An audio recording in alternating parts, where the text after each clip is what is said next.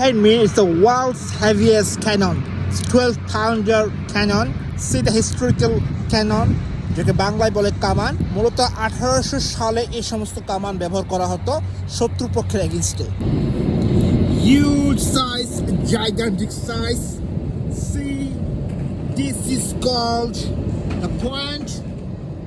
See the huge size, and this is the way they use for killing the enemies. বিশাল সাইজের কামান, বিশাল এক একটি কামান। আজ থেকে 200-250 বছর আগে এই সমস্ত কামান দিয়ে যুদ্ধ করা হতো।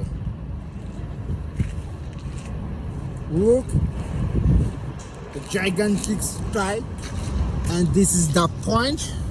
And প্রত্যেকটা কামানের যে গোলা সেগুলো ওজন হতো more than 200 kg. Just imagine, এত বড় বড় কামান সরাসরি এই জায়গা থেকে পয়েন্ট করে